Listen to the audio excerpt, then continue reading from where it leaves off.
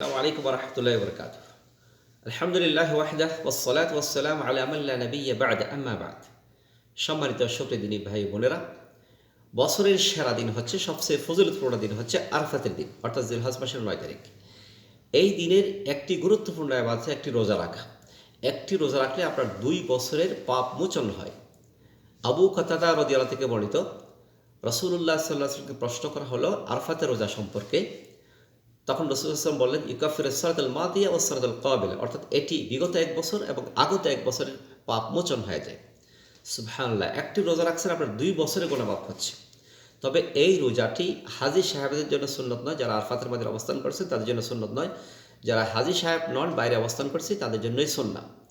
প্রশ্ন হচ্ছে, সেই রোজাটা কি সৌদি আরবের যে তারিখ রয়েছে সেই তারিখ অনুযায়ী রাখতে হবে, না বাংলাদেশের চাঁদ দেখা অনুযায়ী রাখতে হবে?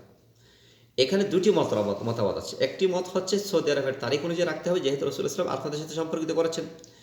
আরেকটি মত হচ্ছে বাংলাদেশের তারিখ অনুযায়ী, অর্থাৎ বাংলাদেশে যখন ৯ তারিখ হয় জিলহজ, সেই দিনে রাখতে হবে।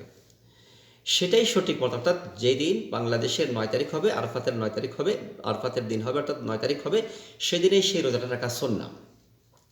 কারণ হচ্ছে, আজ থেকে ১০০ বছর ১৫০ বছর পূর্বে যখন মোবাইল ছিল না, টেলিভিশন ছিল না, মানুষ খবর জানতো না, তখন আরাফাতের ময়দানে কখন হাজী সাহেবরা বসতো সেটা আমরা জানতাম না। তাহলে আমাদের সাহাবায়ে কেরাম, তাবিঈন, তবে তাবিঈন, উলামায়ে কেরামরা ১০০০ বছর ধরে যেভাবে রোজা রাখছেন সেভাবে রোজা রাখাই আমাদের জন্য সুন্নাহ।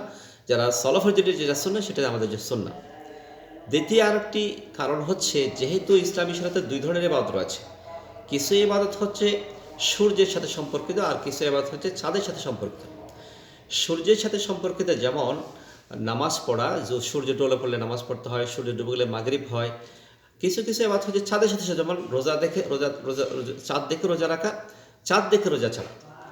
সুতরাং সূর্যের ক্ষেত্রে যেমনিভাবে আমরা সূর্য অনুযায়ী, সে দেশের সূর্য অনুযায়ী ইবাদত করে থাকি, চাঁদের ক্ষেত্রে ঠিক সেইভাবে চাঁদ দেখা অনুযায়ী আমাদেরকে রোজা রাখতে হবে।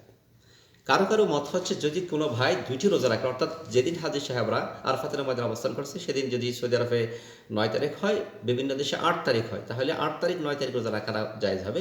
সেটা একটা সমাধান দিয়েছেন। আল্লাহ রাব্বুল আলামিনের কাছে দোয়া করছি আমাদের সকলকে যেন এই গুরুত্বপূর্ণ সুন্নাত মতো আমল করার তৌফিক দান করুক। ওয়া সাল্লাল্লাহু আলা নবিয়িনা মুহাম্মদ ওয়া আলা আলিহি ওয়া সাহবিহি আজমাইন।